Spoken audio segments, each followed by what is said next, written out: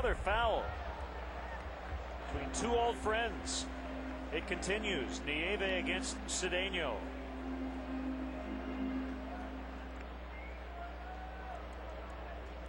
Making him work.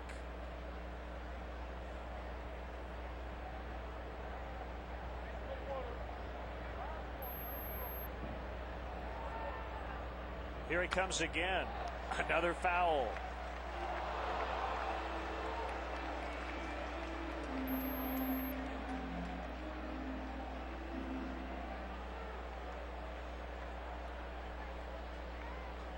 Ronnie hoping 13 is his lucky number. He's already seen 12 pitches in the at-bat. Here it is. We'll get to 14.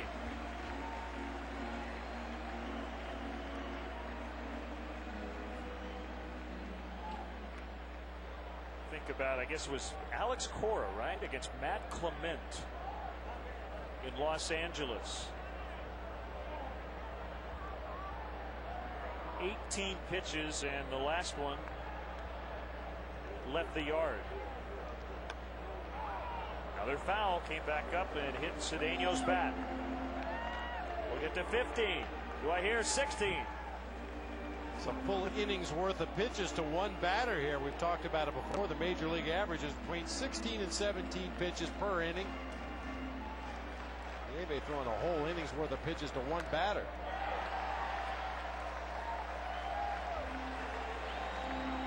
$15 pitch at bat. At some point, Nieve and/or Cedeno will give a little smile, but it'll probably be after the at bat. I don't think either guy wants to look at the other. Osmus saying, do you have another pitch in your arsenal we can break out? How about a knuckleball? We'll never be looking for it.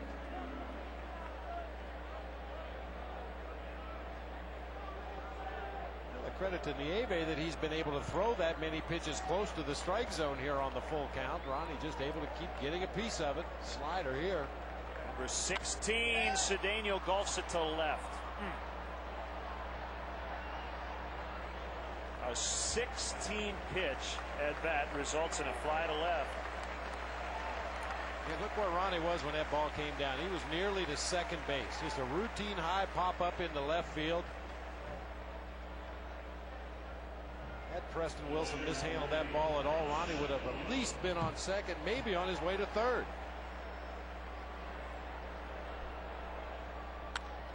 Zambrano goes the other way and a base hit. He had 4 RBIs against the Astros 2 starts ago, including a big 3-run homer, and he's 1 for 2 today. Well, that's a fastball on the outside corner at the knees. Nice piece of hitting by Carlos. Just steers it out there into left field just in front of Preston Wilson. You would imagine the Astros are not going to hold Carlos on over there at first base. Lance Berkman will play in front of Carlos. Anticipating a bunt from Juan Pierre. Bounce to first. They'll get the out at second. The return throw is tardy.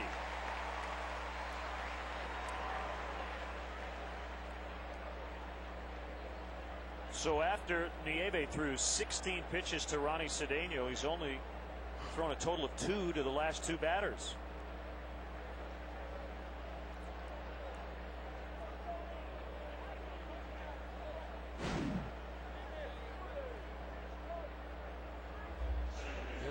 Rolls over the top of a sinker down the middle of the plate.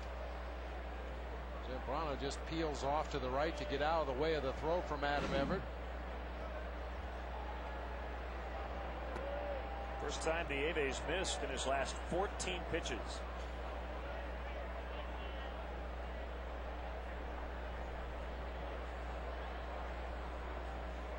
Nieve entered the year as the Astros' #3 prospect, according to Baseball America. Signed back in '99.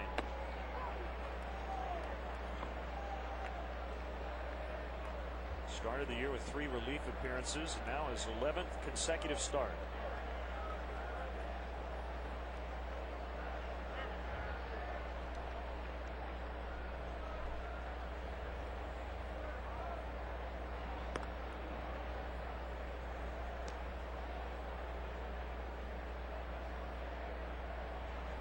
Southpaw Trevor Miller.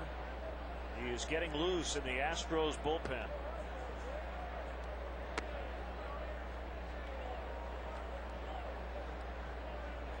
Juan Pierre has gotten into Fernando Nieve's head a little bit out there on the mound. Really quick pitch that time to Tony Womack. Didn't finish his delivery, left the pitch up and away.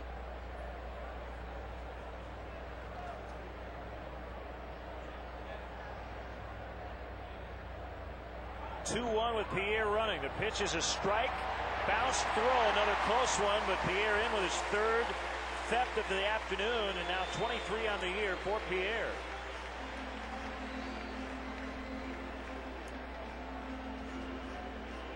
He's running wild today.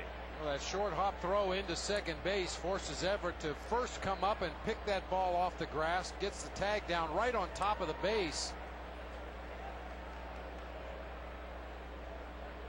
See, the tag went to the base, not to the hand. To tag the runner.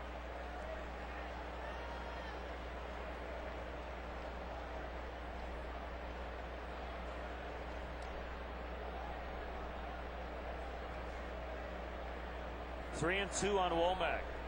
He's worked a deep count for the last two hitters. Put balls in play on the first pitch.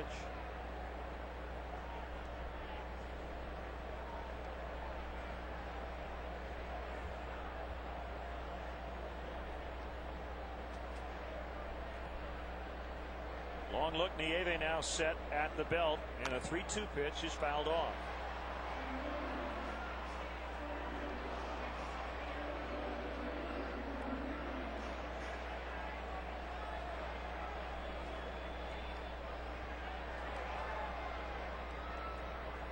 So Juan Pierre tying his career high with the 3 steals today.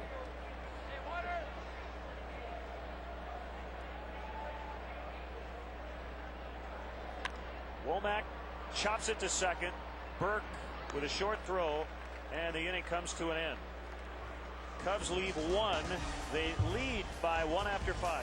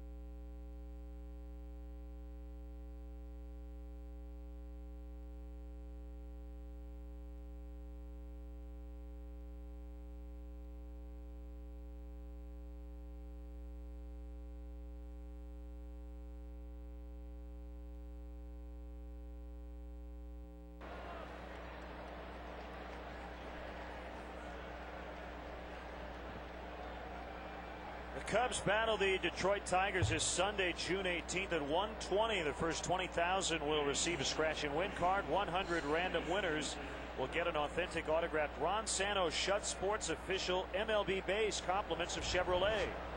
For complete rules, visit Cubs.com. 2-1 Cubs. Dropped the first 2 of this series after winning 3 in a row in Cincinnati. Bounced through into left. Chris Burke. He's on with a leadoff single here in the 6th.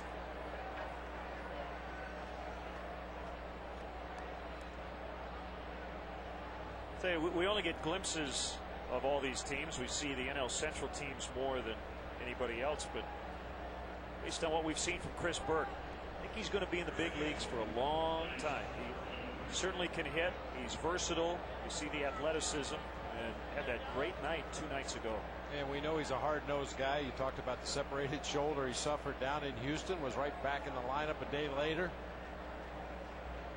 It's just as important sometimes as your physical gifts on the field is your mental approach to the game.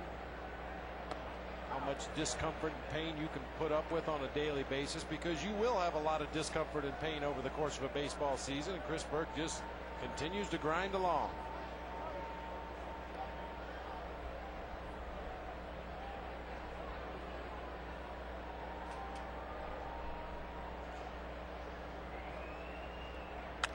Berkman with a 1-bouncer. Nice play to flag it down by Ramirez. He'll only get 1 out.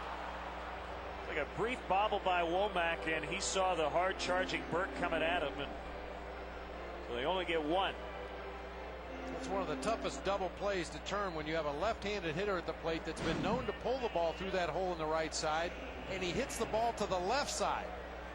Tony was just a little bit late getting to the bag at second base and can't make the exchange into his throwing hand quickly enough. He's got to jump over the sliding runner, unable to make that relay throw on to first.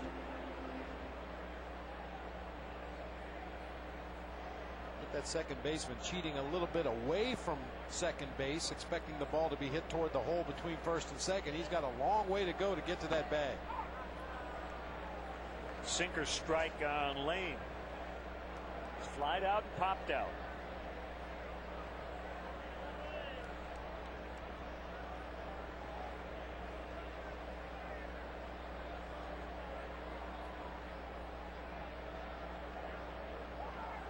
And time called at the plate by Dan Iasonia.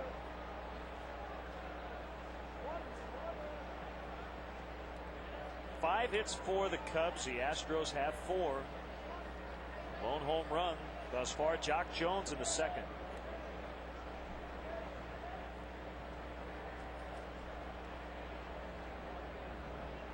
The pitch in there for a strike, 0-2.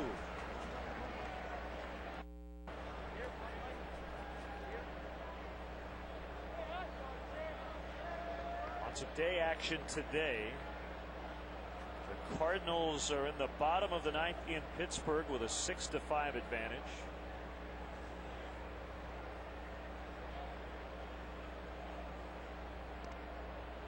The Rockies lead at Washington 6-1, top of the 9th. The Mets 5, the Phillies 4. Bottom 7 in Philly. And the Padres bat in the bottom of the first. No score. Dodgers are in San Diego today. Just missed. Got some finals in the American League as well. Detroit beat Tampa Bay 6-2. So the Tigers, with their 43rd win of the year in 03, they won a grand total of 43. They lost 119. How about that? As we sit here on June 15th.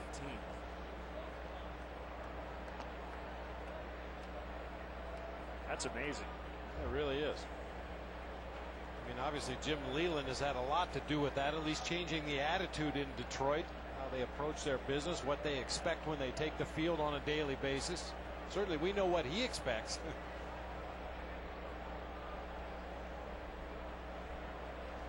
Lane swings and misses. Not a huge strikeout day thus far for Zambrano. That's his 4th. But even more importantly, not a huge walk day either. Only 2 base on balls so far in the game for Carlos Zambrano. A huge improvement over his last outing when he walked 6 against the Reds.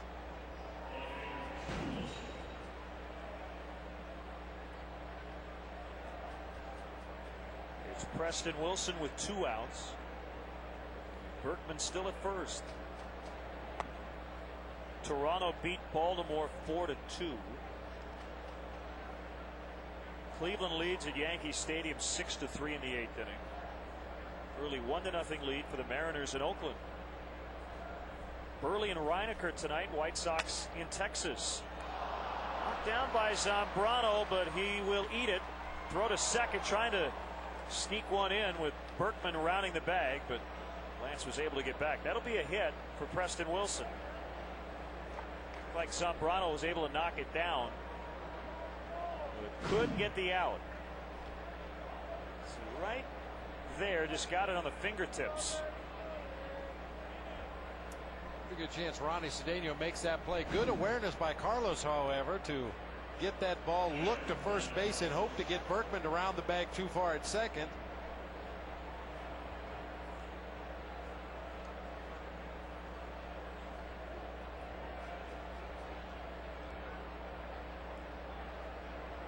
So 2 on for Ausmus, who singled his first time, struck out swinging his second time up.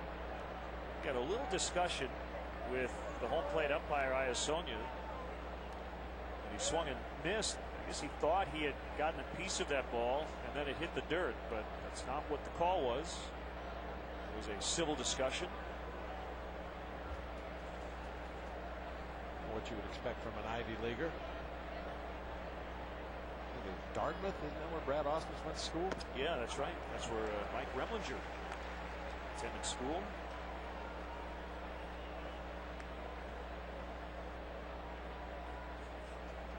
I beg to differ with your decision on that last call. I suppose that's kind of how it went. I beg to differ, yeah. Tony Womack will scoop it up and throw out Ausmus, so the Astros leave 2. Michael Barrett will lead off the bottom of the 6th with the Cubs leading 2-1.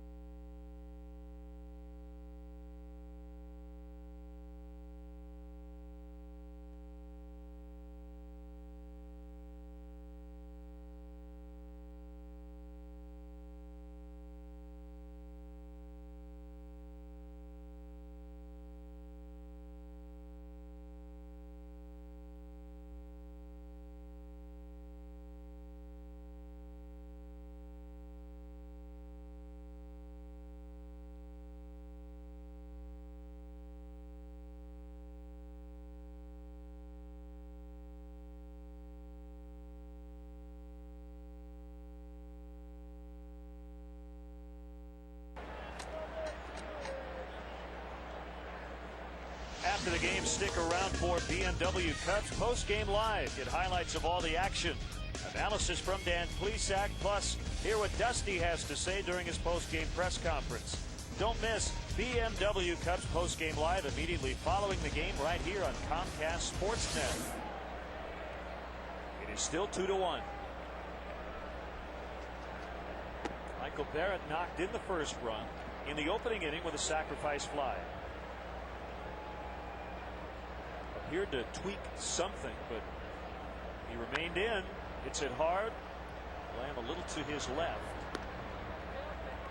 And 1 out.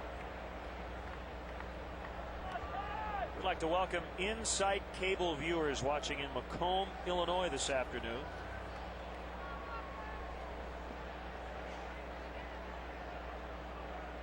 Home of the Western Illinois Leathernecks.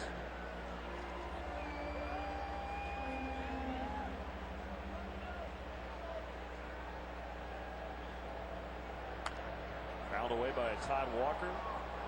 Our colleague Mark Brady spent some time in Western Illinois.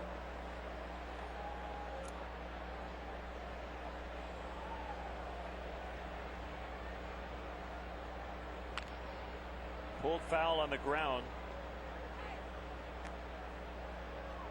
Cubs put out a release yesterday saying they had agreed to terms with 14 of the 47 players they had taken in this year's draft, including a 7th-round pick, Stephen Clevenger from Chicola Junior College in Maryland. There are reports that the Cubs are going to meet up with the representatives of Jeffrey Samardzija, their 5th-round pick. He turned on that one, and Walker should have at least 2. It'll be a double for Walker.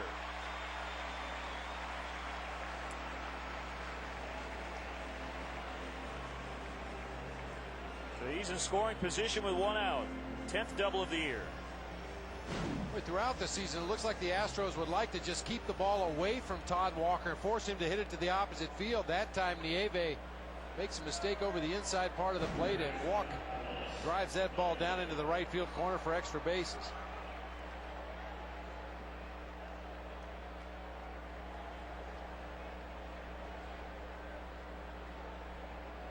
Now the pitch to Ramirez, a strike.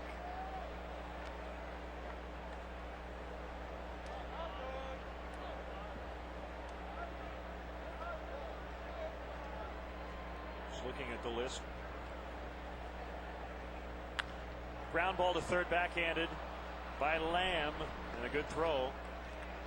Andrew McCormick out of Pikeville College in Kentucky, the 1,403rd pick in a draft, has agreed to terms with the Cubs. So he's in the fold. Backhanded play by Lamb. Strong throw across the infield. Getting a Ramos at first base, holding Walker at second. Jock Jones with a home run in this ball game already against the Astros young right-hander. He's not going to give him a second opportunity. Andrew McCormick, a right-handed pitcher. Who knows, maybe he'll be the next Carlos Zambrano down the road. Pitching change, Ford called to the pen. Trevor Miller on, and we'll step aside for a moment. Be back.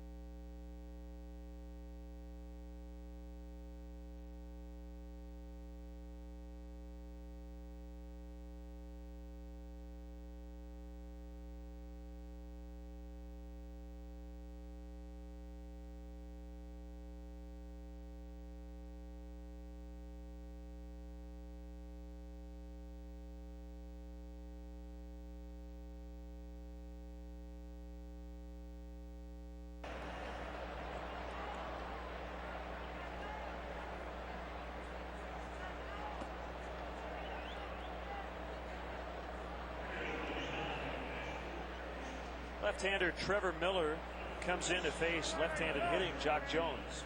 Trevor Miller's pitched a third of an inning in each of the first 2 games of this series, retiring Juan Pierre on a pop-up to second, a ground ball to short. He did give up a base hit to Neifi Perez. He's the definition of a left-handed specialist. Come in to face that one left-handed hitter to hopefully bail his team out of a jam. This is his guy right here.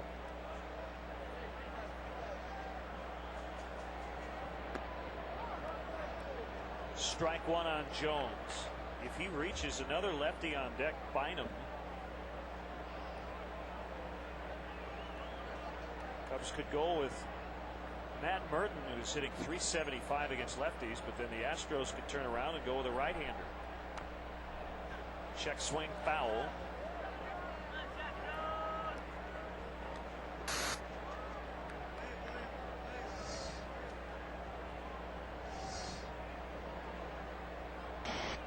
bat hitting .375 against lefties, only .228 against righties.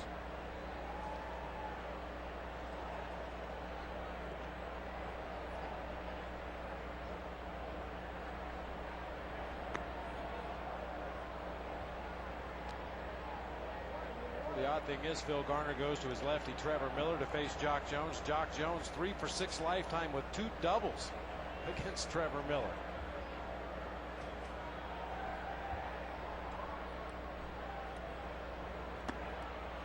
Inside. How many at bats does it take to really become meaningful? I mean, I guess if it's 5 for 5, even if it's a few at bats, it has to mean something.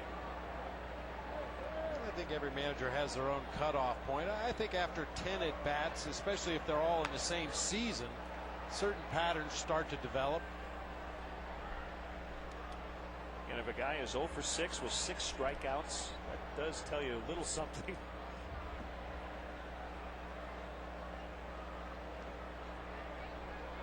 You know, and more than just the numbers, if you watch with your eyes, you see what kind of an at bat a left-handed hitter has against your left-handed specialist.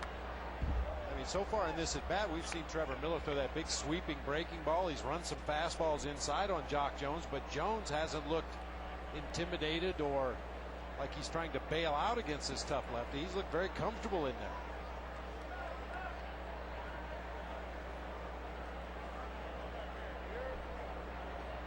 Todd Walker is a runner at second. And a 2-2. Jones hammers it the other way. Wilson back on it, and he's able to catch it. A loud out made by Jock Jones, so Miller comes in and does his job. We're going to go to the back third. It's 2-1 Cubs.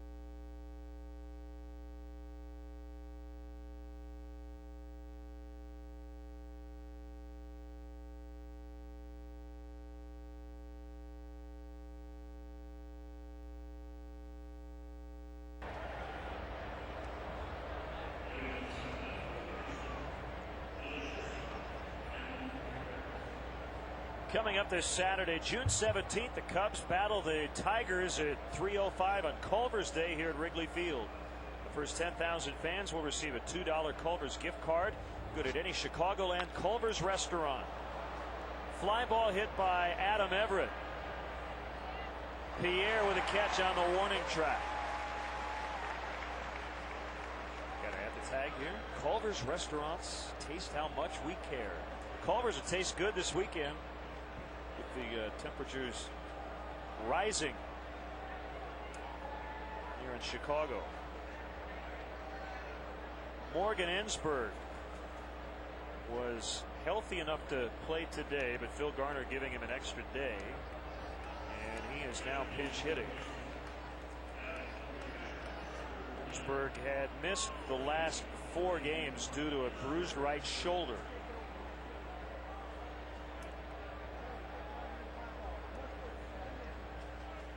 Pinch hitting numbers off the bench for Morgan Ensberg, .410 batting average. home runs on the season. And hit by a pitch. He just dropped the bat and headed for first, and then Iasonia made the call.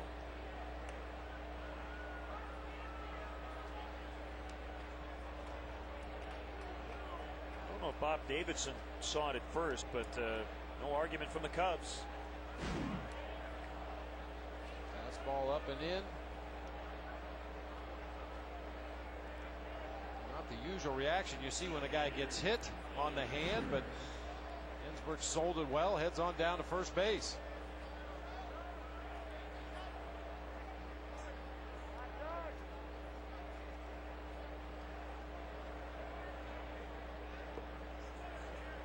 Willie Taveras batting with one out.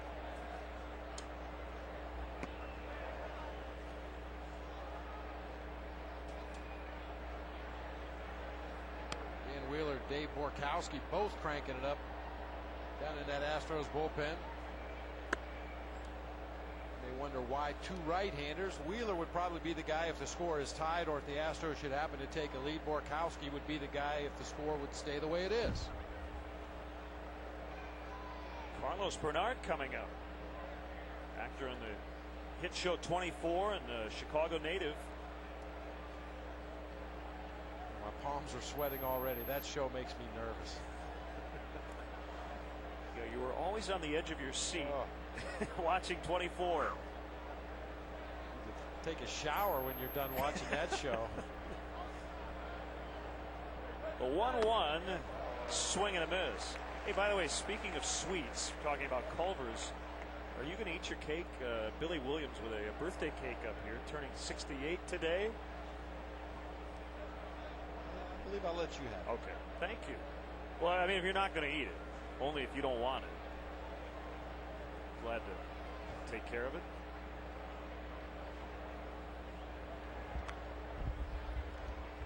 Still 1-2. We haven't seen Billy today. I know he's here. Saw him standing around the batting cage earlier, but I was upstairs already. Happy 68.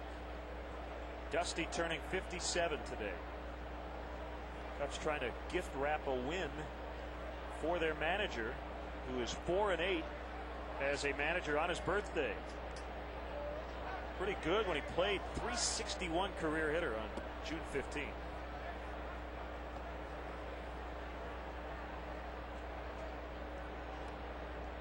Let's see, on your birthday, you would have just been getting into spring training, right? Late February?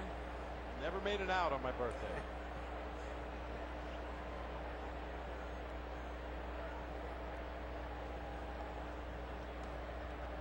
2-2. Taveras bounces it to third, and it's foul.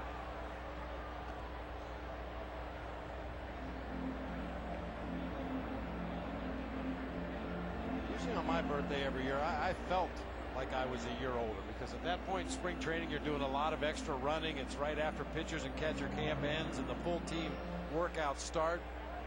I always felt older at the end of February. Spring training is not good for catchers. Spend half your day warming up pitchers in the bullpen, and you grab your cuts wherever you can in batting practice.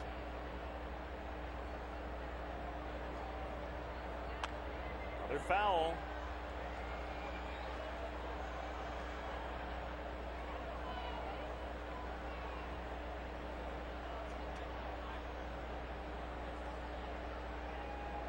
See some stirring around down in that Cubs bullpen.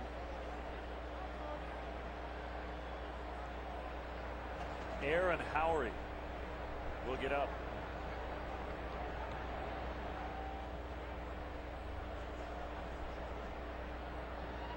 Taveras pops it up. It's Womack to make the catch. And we should note your birthday, February 25th, you share with Ron Santo. Yes, indeed. Although your original birthday was a few years after Ron.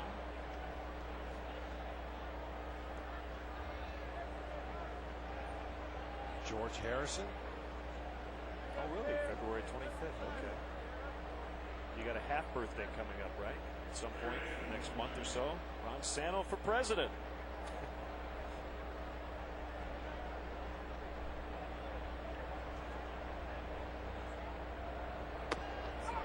outside corner strike on Mike Lamb. Hit batter in the inning. Ensberg, the runner at first. Carlos Bernard coming up with our 7th inning stretch.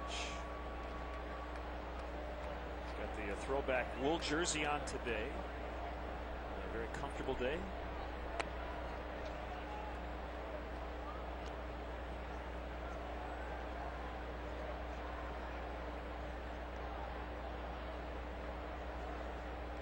Hits combined. Cubs lead where it counts 2-1.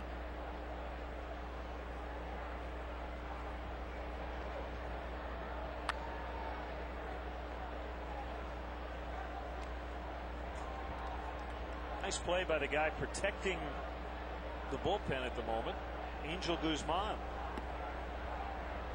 You see those catchers in both bullpens with their back to home plate. They can't see what's going on behind them. Somebody has to protect those guys from getting hit with foul balls.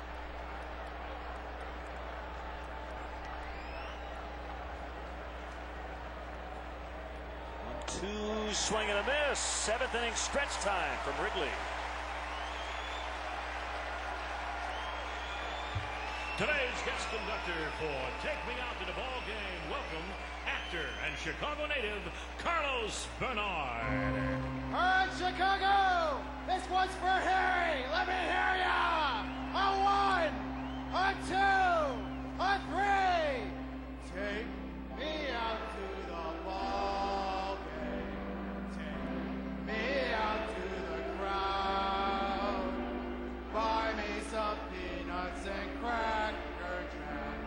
I don't care if I ever get back. Always root for the Cubs. No win, it's a shame. For it's 1, 2, 3 strikes, you're out at the old ball game. All right, let's get some runs.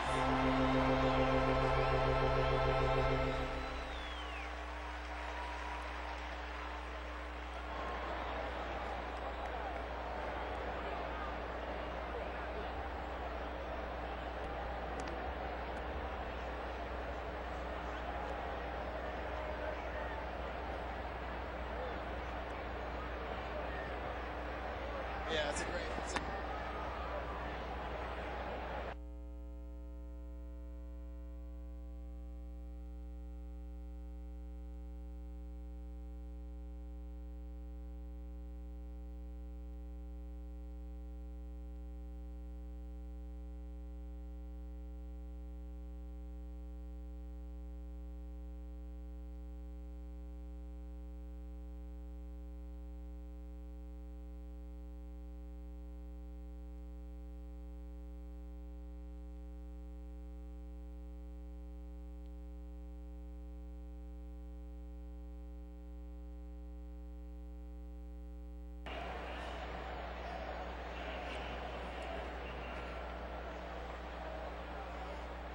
Bottom 7, the Cubs lead 2-1, trying to add on.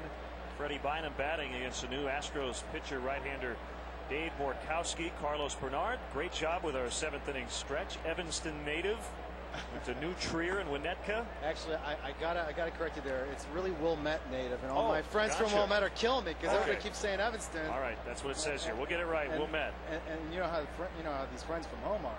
Yes. They'll get you. The homies will get you. We're a little north of Evanston. A little bit north. How you doing? I'm doing great. I'm doing great. It's so wonderful to be here.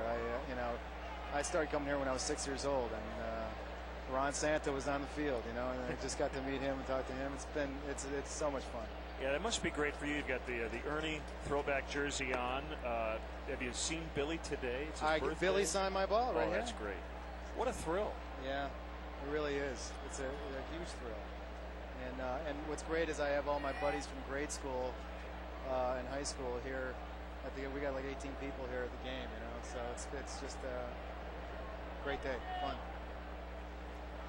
So I know it's been a tough year, but the thing about Cub fans is, as frustrated as they get, they stick with them every day. Well, you know what? I mean, you can't be fun at the old ballpark, You come out here, it doesn't really matter There we go. There we go. One There we go. will There be we fair go. for Freddie Bynum. Go, baby, go. Go, baby, go. On his way to third. Man, can he run. Woo. That is a triple. That's a good start. Freddie with his third triple. He has no doubles on the year, but he has 3 triples. That was an easy triple, too. You don't usually see easy triples to left field. You know, down in the right field corner, in the gap in right center, yeah, but usually on a ball hit to left field, that runner's got to think about holding up at second base. Freddie had no such thoughts. Took a good bounce there, too. Got a fortuitous bounce there off the side wall. Nice job by Freddie Bynum. So runner at third with nobody out. And Cedeno at the plate, the infield in. Phil Nevin is on deck in Carlos Zambrano's spot. Zambrano with 7 innings, giving up 1 run inside. All right, earliest Wrigley memory. Well, earliest Wrigley memory was 69 with Don Kessinger, Glenn Beckert, Ron Santo, Billy Williams, Fergie Jenkins. I mean, and this place doesn't look much different from them, you know. I mean, it really feels it hasn't changed much, you know. But one of my funniest Cub memories, Wrigley Field memories, was the day before I moved to California, moved away from Chicago. We were out drinking late, and my buddies and I were walking down Waveland Avenue, and one of them goes, "Hey, you guys want to go in the park?" We're like, "Shut up." He's like, "No, seriously." Because I know how to get in. So we shimmied him up over the wall. He goes out, he opens the door. It was a full moon. We came in here, it was about 1:32 in the morning. Apparently that bat goes flying on that foul ball. It was about 2 o'clock in the morning. We'd had a couple to drink already, and I had an 8:30 a.m. flight to California. And we're running around the base paths, sitting in the dugouts, taking a little Ivy and stuffing it in our shirts. And after about 45 minutes, we're like, you know what? We should get out of here. And so we get back out the door. We cross the street. 3 squad cars pull up on us. And they're like, "Hey, were you the guys in the park?" And we're like, "What? What are you talking about?" And so, "Come on, you can tell us. No big deal. Were you in the park?" He was like, No. Runner will hold. It's bobbled, but a nice play by Burke to recover. Meanwhile, while we're being questioned, we have Ivy sticking out of our jackets. So you got out of it. Well, one of our friends had an uncle who was on the police force, and that helps a little bit in this town. That never hurts. So we got out of it, yeah. We'll file that under the do not try this at home. Exactly. I don't think you can do it anymore. I think they fenced off the part that we snuck into. So it's Nevin at the plate, pinch hitting for Zambrano. We understand security is on the way. The statute of limitations has not run out. Oh, Carlos. yes, it has. It has. Okay. That was 1989. 1989. That's exactly 17 years, right? 15 years? Yeah. 17 years. What is the statute? 17 of it. I'm sure of it. Okay. I'm jumping off the ledge. Get away. Infield still in with Bynum at third, and the pitch to Nevin, and that one missed. All right, the coffee mug, the Cubs coffee mug. It's in all the time. Did you have to talk anybody into allowing you to do that on 24? No, it's a funny thing because the first episode I decided to do that just as a sort of hey to all my buddies at home and Cub fans and Chicagoans everywhere, And it got to be a thing with the cameramen. The cameramen loved catching it, And so it got to be a thing that whenever they could get a shot of it, they wanted to get it. Well, in our second year, I think it was, there was an explosion in the CTU building, and we were going to kill the coffee mug. So we threw it up in the ceiling to let it drop on the cement. And we're going to hold again. 2 down. All right. Anyway, we threw the mug up in the air to let it come down and hit the cement and smash, and it got tangled up in some wires. And so we decided, you know what, it's got to live. And now I get fan mail to the mug. I get poems to the mug, songs to the mug, people asking for the mug's autograph and, picture and autograph. So I just dip it in ink and stamp it. Well, I think the producers of the show understand how big Cubs Nation is and what a big group that is, and if you can keep people watching just for the mug. Just for the mug. That's a good thing. Cubby's got a lot of fans. That's what they call him. They call him Cubby the Mug. So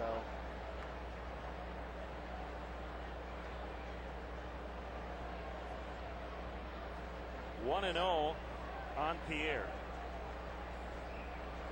2 down in the inning. So are you done on the show? What's 5 seasons? I am done. I finished the 5th season, and I just finished shooting an hour drama pilot that I wrote and produced with a writing partner, and just finished shooting it in May. And we're editing it right now in post-production to try to take that out and sell. It's sort of a crime drama, a little bit dark, sort of like the way 24 is, but really excited about that. And, it's going to be fun to take out and try to get it on the air. How intense was it to shoot all those episodes with all those intense scenes? It gets pretty intense, but at the same time, we'll break into our musical versions of 24 every once in a while to break the tension. I think I have a few video clips of Kiefer singing. That is the first walk issued by Astros pitching. 1st and 3rd with Tony Womack coming up. How did this make you